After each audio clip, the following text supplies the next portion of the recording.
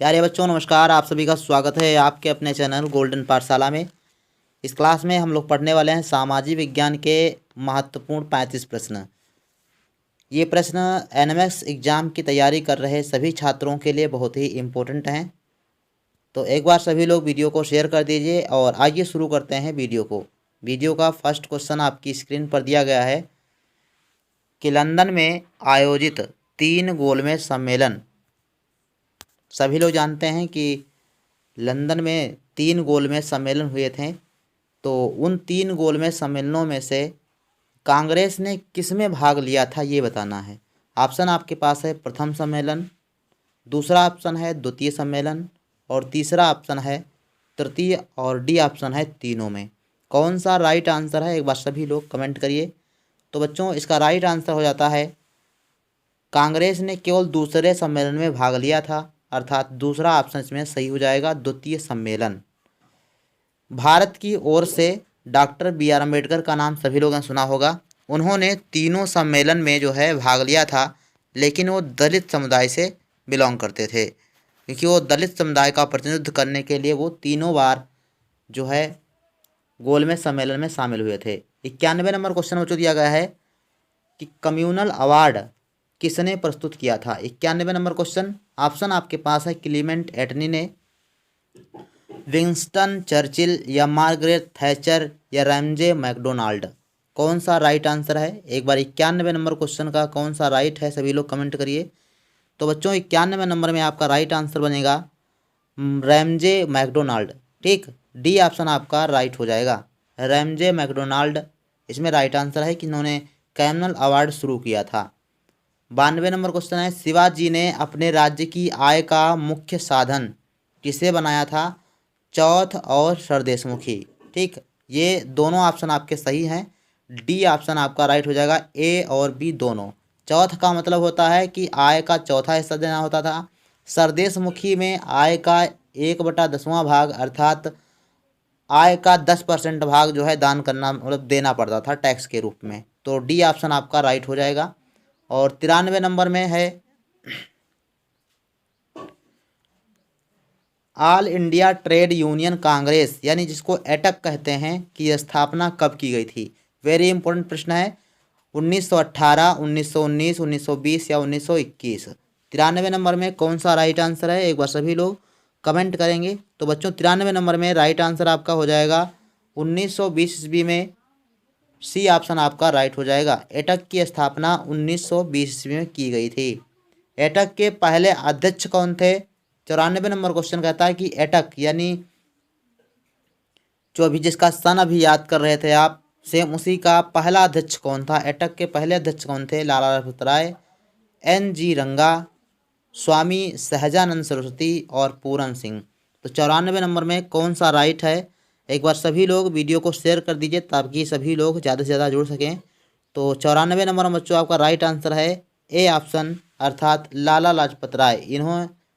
इन्होंने पहली बार अध्यक्षता किया था एटक सम्मेलन की, मतलब एटक की पहली बार अध्यक्ष रहे थे। 95 नंबर क्वेश्चन है अखिल भारतीय किसान सभा की स्थापना कब की गई थी। इंपॉर्टेंट प्रश्न है, 1932 option number A, 1934 option number B, 1936 C option और डी ऑप्शन है 1940। कौन सा राइट है। 95 नंबर में आपका राइट आंसर बच्चों बनेगा 1936 ईस्वी में अखिल भारतीय किसान सभा की स्थापना की गई थी।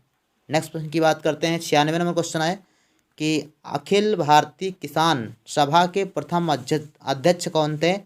एन जी रंगा, श्री कृष्ण सिंह, स्वामी सहजानंद या बाबा रामचंद्र। तो 96 नंबर में बच्चों आपका राइट आंसर हो जाएगा सी ऑप्शन अर्थात स्वामी सहजानंद सरस्वती। ये अखिल भारतीय किसान सभा के प्रथम अध्यक्ष थे। 97 नंबर क्वेश्चन जो दिया गया है कि कांग्रेस समाजवादी पार्टी की स्थापना की थी। केवल समाजवादी पार्टी नहीं, कांग्रेस समाजवादी पार्टी की स्थापना किसने की थी। जयप्रकाश नारायण, आचार्य नरेंद्र देव, मीनू मसानी ने या उपरोक्त में से सभी ने। तो कौन सा राइट आंसर होगा। 97 नंबर में बच्चों को राइट आंसर आपका हो जाएगा डी, यानी इन तीनों ने मिलकर इस पार्टी की स्थापना की थी। तो डी ऑप्शन आपका राइट हो जाएगा। 98 नंबर बच्चों को क्वेश्चन है कि भारतीय कम्युनिस्ट पार्टी की स्थापना कब हुई थी? भारतीय कम्युनिस्ट पार्टी 1920, 1921 या 1922 या 1923? कौन सा राइट आंसर होगा? एक बार सभी लोग कमेंट करिए। 98 नंबर में बच्चों आपका राइट आंसर है 1920 ईस्वी में कम्युनिस्ट पार्टी की स्थापना हुई थी। नेक्स्ट प्रश्न की बात करते हैं। 99 नंबर क्वेश्चन दिया गया है कि निम्नलिखित में से किस अधिनियम द्वारा प्रांतों में द्वैध शासन व्यवस्था लागू की गई थी? कौन सा अधिनियम आया था जिसके तहत प्रांतों में द्वैध शासन प्रणाली की शुरुआत की गई थी और जिसकी शुरुआत किया था लॉर्ड कॉर्नवालिस ने? तो ऑप्शन आपके पास है भारतीय परिषद अधिनियम 1982, 1892, 1909 या 1919 या 1935? कौन सा राइट आंसर है? ऑप्शन नंबर आपका कौन सा सही बन रहा है? सभी लोग कमेंट करिए। तो इसमें बच्चों आपका राइट आंसर हो जाता है सी ऑप्शन, अर्थात भारत सरकार अधिनियम 1919 के तहत ये द्वैध शासन लागू हुआ था। नेक्स्ट प्रश्न की बात करते हैं। शिवाजी का राज्याभिषेक कहाँ हुआ था? ये क्वेश्चन आपकी परीक्षा की दृष्टि से बहुत ही इंपॉर्टेंट है और सभी लोग इसका आंसर करेंगे। लिखा है कि शिवाजी का राज्याभिषेक कहाँ हुआ था? सतारा, रायगढ़, तोरण या जिंजी? राइट आंसर बच्चों इसमें है रायगढ़ के किले में राज्याभिषेक हुआ था शिवाजी का। 101 नंबर क्वेश्चन है कि करो या मरो का मंत्र किसने दिया था? अर्थात ये नारा किसने दिया था? सुभाष चंद्र बोस, जयप्रकाश नारायण, महात्मा गांधी या जवाहरलाल नेहरू? राइट आंसर बच्चों है इसमें महात्मा गांधी ने करो या मरो का नारा दिया था। नेक्स्ट प्रश्न है भारत छोड़ो आंदोलन कब प्रारंभ हुआ था? तो महात्मा गांधी ने 3 प्रमुख आंदोलनों का नेतृत्व किया था, चलाया था, जिसमें से भारत छोड़ो आंदोलन बहुत चर्चा में रहा। तो इसकी शुरुआत हुई थी 9 अगस्त 1942 ईस्वी को। बी ऑप्शन आपका राइट हो जाएगा। आज़ाद हिंद फौज के संस्थापक कौन थे? तो कौन नहीं जानता है सुभाष चंद्र बोस को, है ना? यानी सभी लोग जानते हो सुभाष चंद्र बोस को। इन्होंने आज़ाद हिंद फौज की स्थापना की थी। बी ऑप्शन आपका राइट हो जाएगा। ये क्वेश्चन ऐसे हैं जो आपको आते हैं, बस थोड़ा सा रिवीजन करने की ज़रूरत है। 104 नंबर प्रश्न बच्चों दिया गया है कि सुभाष चंद्र बोस ने आज़ाद हिंद फौज की स्थापना कहाँ की थी? तो इसमें ऑप्शन है टोक्यो, सिंगापुर, हांगकांग या बर्मा? राइट आंसर बच्चों इसमें हो जाएगा सिंगापुर। सिंगापुर में उन्होंने सुभाष चंद्र बोस ने आज़ाद हिंद फौज की स्थापना की थी। अगला प्रश्न 105 नंबर है। निम्नलिखित में से किस आयोग या योजना के आधार पर भारत पाकिस्तान का विभाजन हुआ था? भारत और पाकिस्तान का विभाजन किस योजना के तहत किया गया था? तो Cripps mission, cabinet mission, Mountbatten योजना या राजगोपालाचारी योजना? 105 नंबर में कौन सा राइट है? एक बार सभी लोग कमेंट करिए। 105 नंबर में राइट आंसर बच्चों बनेगा सी ऑप्शन, माउंटबेटन योजना के तहत भारत पाकिस्तान का विभाजन किया गया था और कैबिनेट मिशन के तहत हमारी संविधान सभा का निर्माण हुआ था। ठीक, ध्यान रखिएगा। और 106 नंबर प्रश्न बच्चों दिया गया है कि भारत कब स्वतंत्र हुआ था? तो ये क्वेश्चन सभी को आता होगा। 15 अगस्त 1947 में राइट आंसर ए बनेगा। 7 नंबर प्रश्न है कि स्वतंत्र भारत के प्रथम गवर्नर जनरल कौन थे? स्वतंत्र भारत के प्रथम गवर्नर जनरल कौन थे? तो वो थे बच्चों लॉर्ड माउंटबेटन। डी ऑप्शन आपका राइट हो जाएगा।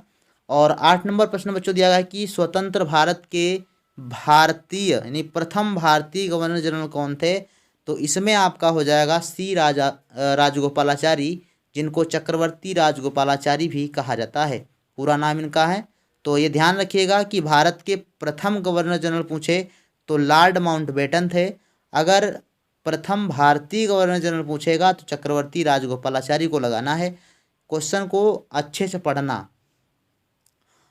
109 नंबर प्रश्न दिया गया कि 19वीं शताब्दी के दौरान होने वाले बहावी आंदोलन का मुख्य केंद्र कहाँ था? ये क्वेश्चन इम्पोर्टेंट है। 19वीं शताब्दी के दौरान होने वाले बहावी आंदोलन का मुख्य केंद्र क्या था? पटना, लखनऊ, वाराणसी या दिल्ली? तो इसमें बच्चों आपका राइट आंसर हो जाता है पटना इसका मुख्य केंद्र था। ए ऑप्शन इसमें राइट हो जाएगा। जो भी बिहार के छात्र हैं उनके लिए तो बहुत ही इंपॉर्टेंट प्रश्न है। कबीर के गुरु कौन थे? रैदास, रामानंद, दादू या नामदेव? तो कबीर दास जी के जो गुरु थे उनका नाम था रामानंद। रामानंद कबीर दास जी के गुरु थे। 111 नंबर प्रश्न दिया गया है बच्चों की भक्ति को दार्शनिक आधार प्रदान करने वाले प्रथम आचार्य कौन थे। भक्ति को दार्शनिक आधार प्रदान करने वाले प्रथम आचार्य कौन थे। तो रामानुजन, शंकराचार्य, वल्लभाचार्य और डी ऑप्शन है ये सभी। 111 नंबर में कौन सा राइट आंसर है, एक बार सभी लोग कमेंट करेंगे। तो सभी लोग आचार्य शंकराचार्य को जानते होंगे। इन्होंने पूरे देश में घूम घूम कर जो है शिक्षा का प्रचार प्रसार किया था। तो यही होता है दार्शनिक आधार प्रदान करना। तो 111 नंबर में बी ऑप्शन आपका राइट हो जाएगा। 112 नंबर प्रश्न दिया गया कि निम्नलिखित में से किस नगर को सिराजे हिंद कहा जाता था। सिराजे हिंद किसको कहते हैं। पाटलिपुत्र, कन्नौज, जौनपुर या दिल्ली। 112 नंबर में कौन सा राइट आंसर है। तो इसमें बच्चों आपका हो जाएगा सी ऑप्शन, जौनपुर। जौनपुर को सिराजे हिंद के नाम से भी जाना जाता है। 113 नंबर बच्चों क्वेश्चन दिया है कि कृष्णदेव राय ने अमुक्त माल्यद, ठीक, एक रचना का नाम था अमुक्त माल्यद, ग्रंथ की रचना किस भाषा में की थी। संस्कृत, तेलुगु, तमिल या हिंदी। कौन सी राइट आंसर है, एक बार सभी लोग कमेंट करिए। ये क्वेश्चन थोड़ा सा अटपटा है लेकिन इम्पोर्टेंट है। कृष्णदेव राय 113 नंबर में कौन सा राइट आंसर है। तो बच्चों इसमें आपका राइट आंसर हो जाता है बी ऑप्शन, तेलुगु भाषा में लिखी गई ये रचना थी। इन्होंने तेलुगु भाषा में लिखा था इसको। 14 नंबर है लीलावती पुस्तक संबंधित है गणित से, खगोल शास्त्र से, ज्योतिष शास्त्र से या संस्कृत साहित्य से। लीलावती जो ग्रंथ है वो किससे संबंधित है। तो 114 नंबर में राइट आंसर बच्चों हो जाता है आपका गणित से, अर्थात ए ऑप्शन आपका राइट हो जाएगा। लीलावती पुस्तक संबंधित है गणित से संबंध रखती है। किसी भी तरीके से अटपटा क्वेश्चन है, ऑप्शन देखकर आपको लगाना है। 115 नंबर क्वेश्चन आपसे दिया गया कि सुभाष चंद्र बोस ने कांग्रेस के किस अधिवेशन के बाद इसके अध्यक्ष पद से त्यागपत्र दे दिया था। फैजपुर, त्रिपुरा, लखनऊ या कराची। किस कांग्रेस अधिवेशन से उन्होंने त्यागपत्र दिया था। तो 115 नंबर में बच्चों आपका राइट आंसर होता है बी ऑप्शन, अर्थात त्रिपुरा, ठीक, बी ऑप्शन आपका राइट हो जाएगा। 16 नंबर प्रश्न की बात करते हैं कि शहीद आजम उपाधि से निम्न में से किससे सम्मानित किया गया था। तो ऑप्शन है चंद्रशेखर आज़ाद, महात्मा गांधी, भगत सिंह या लाला लाजपत राय। तो शहीद आजम किसे कहा जाता है, तो ये सभी को पता होगा। शहीद आजम किसे कहते हैं, भगत सिंह को शहीद आजम कहा जाता है। 117 नंबर बौद्ध धर्म का संपूर्ण सार किसमें निहित है। अष्टांगिक मार्ग, 10 शील, त्रिपिटक, 4 आर्यसत्य। किसमें जो है बौद्ध धर्म का सार क्या है, निहित है। तो इसमें बच्चों हो जाएगा डी ऑप्शन आपका। 117 नंबर में 4 आर्यसत्य जो हैं इसमें बौद्ध धर्म का सार निहित होता है। अगला प्रश्न है 118 नंबर, ऋग्वैदिक समाज की सबसे छोटी इकाई क्या थी। यानी ऋग्वैदिक काल में सबसे छोटी इकाई क्या थी। ग्राम थी, विष थी, कुल या परिवार होता था या जन होता था। तो 118 नंबर में बच्चों आपका राइट आंसर हो जाता है सी, अर्थात कुल या परिवार, ये समाज की सबसे छोटी इकाई होती थी। और 119 नंबर दिया गया है कि तुम मुझे खून दो मैं तुम्हें आज़ादी दूंगा, नारा किस क्रांतिकारी द्वारा दिया गया। तो ये था सुभाष चंद्र बोस ने कहा था कि तुम मुझे खून दो मैं तुम्हें आज़ादी दूंगा, ठीक। और 19 नंबर के बाद 20 नंबर प्रश्न आता है और उसमें लिखा गया है कि प्रथम स्वाधीनता संग्राम की शुरुआत कब हुई थी। तो प्रथम स्वाधीनता संग्राम की शुरुआत 1857 ईस्वी को हो गई थी, ठीक, जिसमें मंगल पांडे को फांसी दी गई थी और उसी समय प्रथम स्वतंत्रता संग्राम की शुरुआत हुई थी। और ये कई जगह पर कई लोगों के नेतृत्व में जो है लड़ा गया, लेकिन सफल नेतृत्व नहीं रहा, लेकिन इसको प्रथम स्वतंत्रता के रूप में जाना जाता है।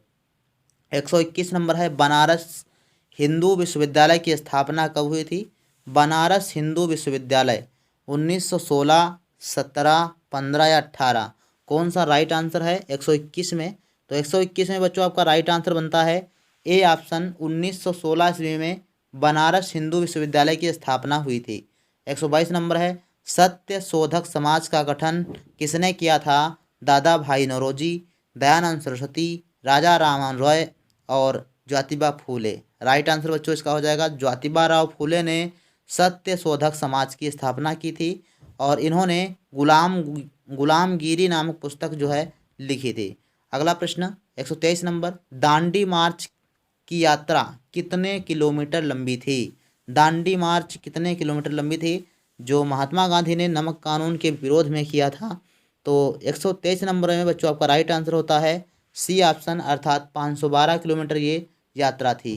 24 नंबर प्रश्न है कि प्रथम गोलमेज सम्मेलन कब आयोजित हुआ था? तो मार्च 1931 में, नवंबर 1930 में, सितंबर 1931 में या अप्रैल 1930 में। राइट आंसर 124 में जो बनता है वो आपका बी ऑप्शन है, अर्थात नवंबर 1930 ईस्वी में प्रथम गोलमेज सम्मेलन हुआ था। नेक्स्ट प्रश्न है कि उत्तर प्रदेश का स्थापना दिवस है। ये बच्चों आपका उत्तर प्रदेश से रिलेटेड क्वेश्चन है। अगर बिहार में पेपर होगा तो बिहार से रिलेटेड क्वेश्चन पूछा जाएगा और अगर राजस्थान से रिलेटेड है तो राजस्थान से पेपर एक क्वेश्चन पूछा जाएगा। तो एक क्वेश्चन आपके जो प्रदेश होता है उसके स्तर पर होता है, तो वो आपको थोड़ा सा विशेष स्पेशल चीज़ें आपको पढ़नी है। तो 125 नंबर में बच्चों आपका राइट आंसर बनेगा वो होगा ए ऑप्शन, 1 नवंबर 1956 ईस्वी को उत्तर प्रदेश की स्थापना हुई थी। अगला प्रश्न है 126 नंबर में, आज मेरे ऊपर बरसी एक लाठी की चोट अंग्रेजों के ताबूत की कील बनेगी, ये कथन किसका था? तो ये कथन था बच्चों लाला लाजपत राय का। लाला लाजपत राय इनको भीड़ में जो है लाठियों की चोट से इनकी जो है ये घायल हो जाते हैं और इनकी मृत्यु हो जाती है जब ये साइमन कमीशन आता है। उसके विरोध में जब दंगा होता है, जब विरोध में जब नारेबाजी होती है, तो उसी बीच में इनकी लाठी लगने से क्या हो जाती है, मौत हो जाती है, घायल हो जाते हैं। तो उसी बीच ये कहते हैं कि आज मेरे ऊपर बरसी लाठी, एक लाठी जो है एक एक लाठी चोट अंग्रेज़ों के ताबूत की कील बन जाएगी। ठीक है, तो ये उनके बोल थे, ये उनकी आवाज़ थी और बाद में अंग्रेज़ों की हार भी हुई थी। तो कुछ इस तरीके से स्वतंत्रता संग्राम का ये जो वीडियो हमने आपको दिया ये कैसा लगा? और सारे क्वेश्चन हमें लग रहा है कि आधुनिक इतिहास के आए हुए थे और संविधान से रिलेटेड थे। तो इस क्लास में बस इतना ही। और सभी लोग अगर आप चैनल पर नए हों चैनल को सब्सक्राइब कर लें, साथ ही प्लेलिस्ट आपकी बनी हुई है। हमने आपका जो क्वेश्चन है 90 से शुरू किया था, इससे पहले सारे क्वेश्चन हमने वीडियोज़ में उपलब्ध करा दिए हैं, प्लेलिस्ट बनी हुई है। कई हमने जो है प्रैक्टिस सेट करवाए हुए हैं, प्रीवियस ईयर हल करवाए हुए हैं। तो सभी लोग आप देखेंगे तो लगभग सभी स्टेट का जो सिलेबस है वो सेम है, तो क्वेश्चन भी आपके सेम ही आने वाले हैं। तो सभी लोग ज़रूर रिवीजन करिए, वो जो भी आपका दिया गया है, जो भी प्लेलिस्ट है उससे जाकर अच्छे से आप तैयारी करिए। तो फिर मिलते हैं नेक्स्ट वीडियो में, तब तक के लिए धन्यवाद।